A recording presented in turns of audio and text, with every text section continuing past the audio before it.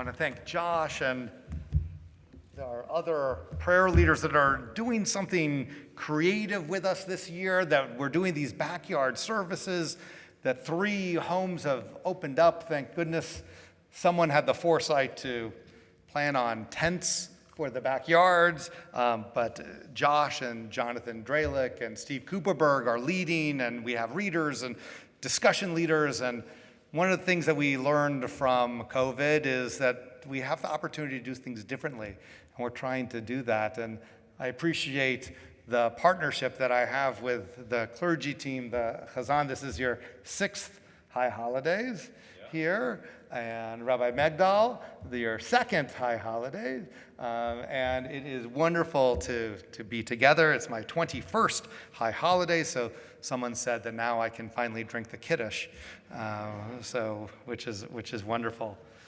You know, I want to tell you a story. The Davies Symphony Hall in San Francisco is a magical place. Have you been there before? Walter's definitely saying yes. It is wonderful. I was 10 years old when it opened. I remember special trips we would take to hear the symphony, and we would join in communal sing-alongs with the school. Okay, it was the Handel's Messiah, but it was an amazing experience. Or we would go to a movie where the entire score would be played by an orchestra. I love the Strathmore, the Kennedy Center, the Meyerhoff, Black Rock, Upcounty. Symphony halls are majestic. They are spaces intentionally designed for the perfect experience of encountering sound. Whether it is a single voice or a booming timpani, the curve of the walls, the fabric of the seats, the material of the ceiling are all designed to enhance the experience. Often, with my hidden box of Raisinets in my pocket, I'll give the ticket to the usher. I take my seat and I am ready. I am prepared. I'm ready to listen and to feel. I'm ready to be moved by the music. Believe me, I'm not an expert of classical music. My Spotify account has names more like the Stones and Allman Brothers than Mozart and Bach, but I love the experience of a symphony hall. So I want to tell you a story that I read a few years ago, and it has stayed with me. It was 2019 in Boston, and the Handel-Haydn Society Orchestra was being conducted by Harry Christophers at Symphony Hall. It was being recorded to air later in the year. They were playing Mozart's Masonic funeral music. It's a piece that Mozart wrote as a member of the Freemasons to be played at the funeral of 2 of his brethren in 1785. It is a beautiful piece. The LA Philharmonic have described it as a work of striking, profound dignity. The end of the piece includes strings and oboes and clarinets and more, which beautifully rise and culminate in a touching conclusion. You can see, being a music critic was not my calling, but you can feel the music was carrying the audience. And at the performance, as the conductor indicated the final note, everyone was hushed. Then from the very back of the hall, a young boy is so captivated by this musical experience that he yells out, "Wow!" Everyone was stunned. You see, that is not the usual reaction at a symphony, but it certainly should be. There was another pause, and then the audience started to laugh, and then they broke out in applause. I think it was as much for the child as it was for the orchestra. It was a fantastic moment. Nobody knew who the child was. David Sneed, president and CEO of the society, wrote out an email. "We don't know who the wow child was," is what he called him, the wow child. "No, he's not in trouble," Sneed said. "It was one of the most wonderful moments I've experienced in the concert hall," he said. "If you happen to be the parent of this child and are willing to let me know, please email me," Sneed said. He said that the organization would like to give their newest fan and his family a copy of the recording and to invite them to meet the conductor when he returns to Boston that fall. Well, word spread about the search for the Wow Kid, and he was discovered. NPR reported he's a 9-year-old boy named Ronan from Kensington, New Hampshire, and his grandfather, Stephen Mayton, told WGBH, the little boy loves music and trips to Boston museums. Ronan is also on the autism spectrum, his grandfather said. He is primarily nonverbal. The grandfather said, I can count on one hand the number of times that Ronan spontaneously ever came out with some expression of how he's feeling inside. The recording of the Wow is available online. Just Google after the holiday Mozart and Wow Kid or something like that. It is absolutely worth seeing and listening to. But now that we know more about Ronan, the Wow, I think, is even more powerful. It is filled with awe and other emotions. The experience was so moving that it drew Ronan out of silence and into the realm of verbal expression. Since I read the story, I've listened to the Wow many times. I keep wondering, could I experience a Wow moment like Ronan? We are gathered here tonight at the beginning of Rosh Hashanah. How can we make these days a wow? Can we find a moment during the high holidays for a glimpse of wow?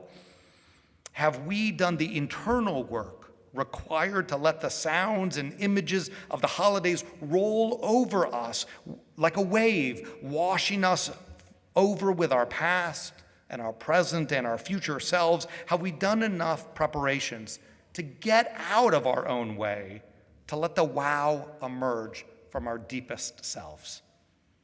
This year, have we given ourselves the chance to experience wow?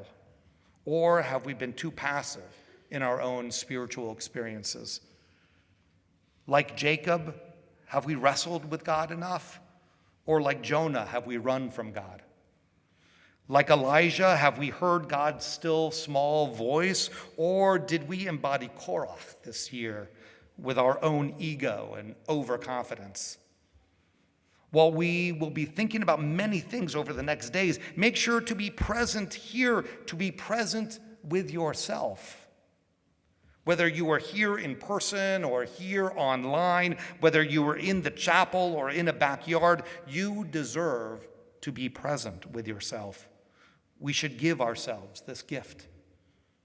During these holidays and far beyond, you deserve moments of quiet with your own thoughts and struggles and joys and concerns. I assure you, those moments for me are never quiet in my head. Do not let the choreography or the heft of the liturgy deter you from the central purpose of these days: finding and returning to yourself, tshuva, and returning to God. There is no doubt that every year is hard, but these past years have been particularly challenging. COVID and isolation, loss, fear, anxiety, our mental health has been strained. And I've observed that over the past months, as we are opening up more, something unexpected also is happening. We are realizing an exhaustion from the quiet weight that we have been carrying for so long. We are releasing the emotional toxins built up from the stresses of these past 2 years. We are moving beyond the need to tell everyone, I'm okay, really, I'm okay, even when we have not been. Tempers remain short. We remain depleted. But we are here to return to God. We are here to find our spark again. We are here to return to ourselves. Rabbi Alan Liu wrote a classic book, which I would definitely recommend that you download after Yontif to read this week. Just the title alone shares a deep truth. It is, this is real, and you are completely unprepared. He challenges us to face ourselves. He writes, the great journey of transformation begins with the acknowledgement that we need to make it. It is not something that we are undertaking for amusement, nor even for the sake of convention. Rather, it is a spiritual necessity. Transformation is a spiritual necessity. The work we have before us is a spiritual necessity, the work of the high holidays, and maybe even has an urgency to it. But are you aware of your own urgency? Are you aware of your spiritual need? Each person's is unique, but over these days, Judaism implores us to look inward, to look inside and honor our own emotional bruises and joys. And as we look inward, this is the time and this is the place to extend to ourselves kindness and compassion to ourselves and to embrace ourselves and each other. There is a quote that's attributed to Ralph Waldo Emerson. It feels so important for teenagers and college students to hear this. It is something that I need to hear, and you might too. He said, to be yourself in a world that is constantly trying to make you something else is the greatest accomplishment. That is what is expected of us, to be ourselves.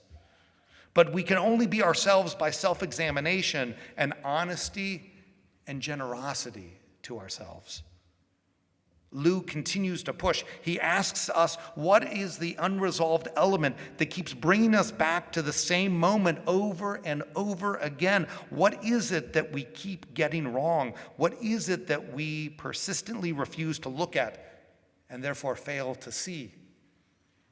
Over the next days, we will be together in services, listening to the Chazan's beautiful voice, hearing the Torah and Haftarah readings, entering a conversation begun centuries ago and now manifest in the prayer book.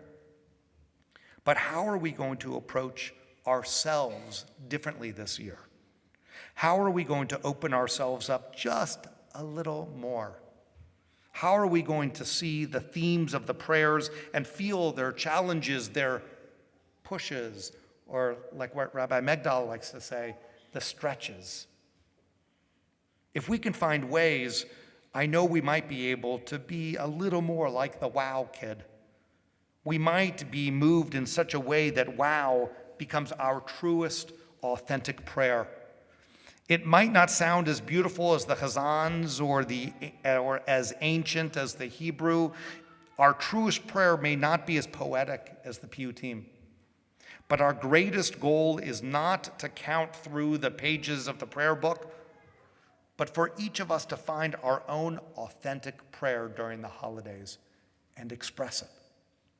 It might occur in services or in a park or in a journal or on a run this week. And like Ronan, your wow may not happen in the midst of the Bima activities, but in the quiet moments between things. I believe this can happen. I believe the majesty of the concert hall, the design of the space, the preparation of the musicians all help. But the wow was purely from the heart of a 9-year-old boy. Wow can happen to us when we are prepared, when we are open, and we allow ourselves to be vulnerable. I hope you will allow yourself to find your return, your tshuva over these next days. Wow, that is the work before us. I pray that the new year, 5783, is filled with wholeness and insight, health and peace for each of us. Chag Sameach and Shana Tova U'Metukah.